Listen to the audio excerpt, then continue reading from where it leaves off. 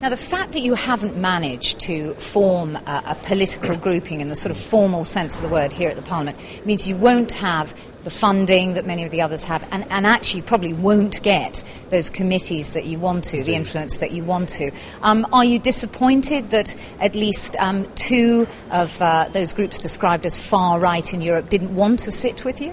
Well, I'm obviously somewhat disappointed because particularly the getting the second-class status as MEPs who can't speak as much, who have less influence, is unfortunate. So a bit disappointed, but not really surprised. I mean, Geert Wilders, who runs the Dutch party, which is anti-immigrant, talked about the BNP's racist policies as being disgusting. Now, this is a man who was actually refused entry into the UK because of worry about damage to the community. What do you make of those comments? I think it is, frankly, rather naive. We're all demons. And perhaps I'm a bigger demon than he is, but when he's saying our policies are disgusting, I've no doubt at all that he's actually referring to what he's heard about things that we're supposed to have said or alleged to have done, which is very often liberal left media propaganda and simply isn't true. So it would have been a sensible idea, I think, to have come and sat down and talked about it. And for someone who is demonised as he is, he should realise that when you're demonised, all sorts of things are said about you are not true.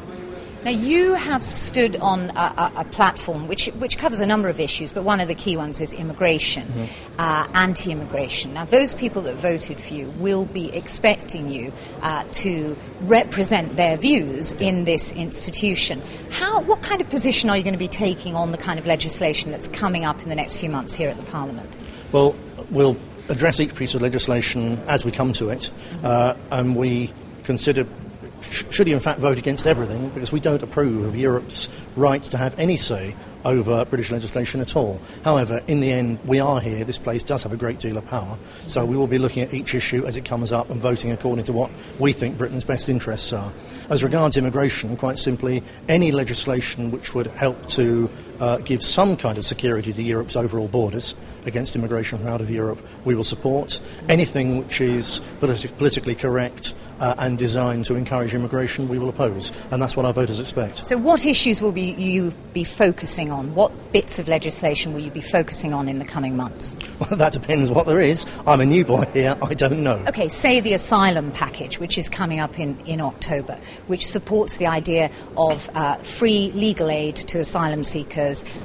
The justification of putting them in a detention centre has to be made by a judge rather than an administration person, and a sharing of the burden to do with asylum policies. So not just the southern countries like Italy, Greece and Spain have to deal with all these people arriving in boats, but it's shared out across the EU. What will you be saying on those sort of things? Well, the burden of where they arrive may be in southern Europe. The burden of where they come to is overwhelmingly in Britain.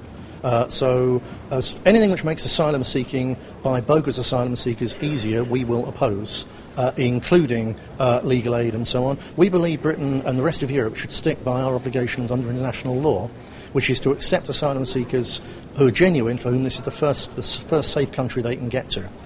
Those arriving in Italy are clearly bogus. They're economic migrants.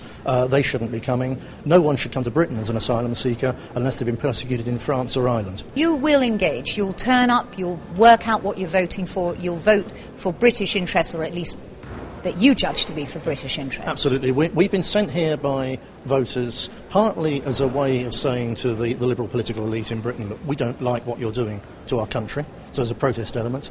Also, particularly in the north of England, we're sent by an indigenous community which feels ignored, discriminated against, and they want our help at local level.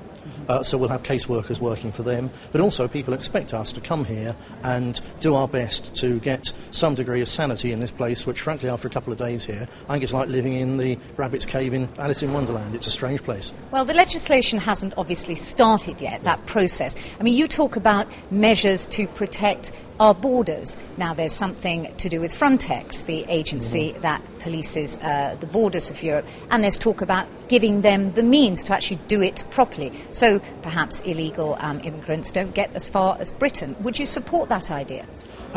If there's measures to set up some kind of force, or to help, say, the Italians set up a force which actually blocks the Mediterranean, then we'd support that. But the only measure, sooner or later, which is going to stop immigration and stop large numbers of sub-Saharan Africans dying on the way to get over here, is to get very tough with those coming over. Frankly, they need to sink several of those boats.